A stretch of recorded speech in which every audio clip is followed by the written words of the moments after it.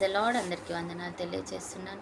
ఈరోజు దేవుడు ఇచ్చినటువంటి వాగ్దానము గలతీలకు రాసిన పత్రిక 3వ అధ్యాయం 14వ వచనంలో రాయబడినట్టుగా, క్రీస్తు మన కొరకు శాపమై ధర్మశాస్త్ర సంబంధమైన ప్రతి శాపమును మన నుంచి విమోచించున్నాడు. ఆమేన్.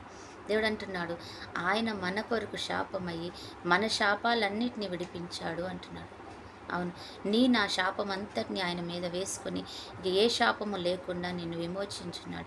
మన మీద ఉన్నటువంటి శాప పాపాలన్నీ తీసుకెళ్ళిన పాతాళంలో కిందకి పడేశాడట దేవుడు. కాబట్టి ఆ శిలువ మరణంలో ఆయన తన మీద వేసుకున్న శాపం అంతా తీసుకెళ్ళి పాతాళంలో పడేసి తిరిగి లేచి 3వ దినాన మన దగ్గరికి వచ్చిన్నాడు.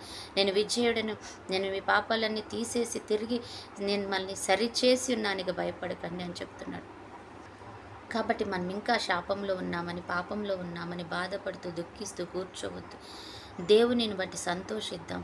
దేవుడు మనకు విమోచన ఇచ్చిన్నాడు, మనల్ని సజీవులుగా చేసి ఉన్నాడు, ఆయన మనకి రక్షణ ఇచ్చి ఉన్నాడు. కాబట్టి ఇక మనల్ని ఏ శాపం కింద పాపం కింద ఎవరు నలగొట్టలేరు అని మనం ధైర్యం తెచ్చుకొని నువ్వు నిజంగా ఆయన పాదాల ఎద్దుకు వచ్చి, ప్రభా నన్ను విమోచించున్నావు, నేను విమోచకుడనిగా సజీవుడను, సంరక్షించావు, నాకు భయం లేదు, నేను ముందుకు వెళ్తానని ధైర్యంగా మీరు ముందుకు వెళ్ళాలి.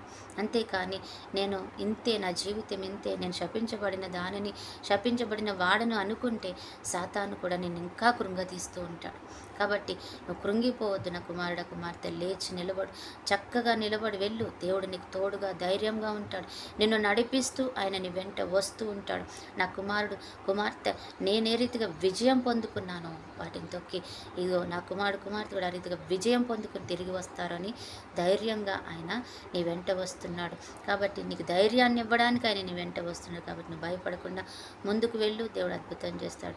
ఆయన కార్యం చేసి నిన్ను విజయుడిగా విజయురాలుగా నిలబెడతాడు. అట్టి కృపలోకి మనం నడిపించబడుతుంది గాక. ఆమేన్.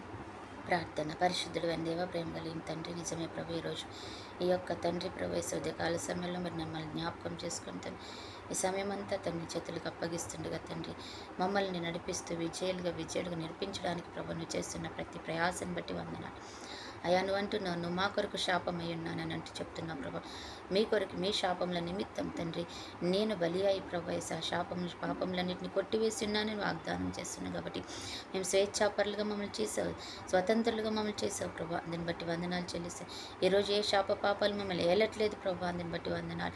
ఈరోజు ఈ సమయంలో ప్రభా మేము స్వేచ్ఛగా ఉండి నేను మహింపరుస్తుండగా తండ్రి నీ కృప అంతా మా మీదకి వచ్చిన గాక, నీ ఆశీర్వాదం మాలోకి నింపబడిన గాక. అలాగే ప్రభా ఈరోజు బర్త్డే మ్యారేజ్ డే జరుపుకుంటే బిడ్డలను దీవించు, ఆశీర్వదించండి. ఎంతమంది బిడ్డలైతే ప్రభా ఆర్థికంగా ఆయా తండ్రి ప్రభా ఇబ్బందులు పడుతున్నారు జ్ఞాపకం చేసుకొని, అనారోగ్యంతో ఉన్నారు వారి జ్ఞాపకం చేసుకొని, ఆయా తండ్రి మంచి దీర్ఘాయుష్ ఆరోగ్యం దయచండి, కాపుదల క్షేమం దయచండి, సమాధానం దయచండి, నెమ్మది కుటుంబాలలో నెమ్మది శాంతి సమాధానం కలుగునుగాక అంటున్నాం. అటు కృప నడిపి అందరికి దయచేసి మీరే మహిమ పొందుకోమని యేసు నామంలో ప్రార్థిస్తున్నాం తండ్రి.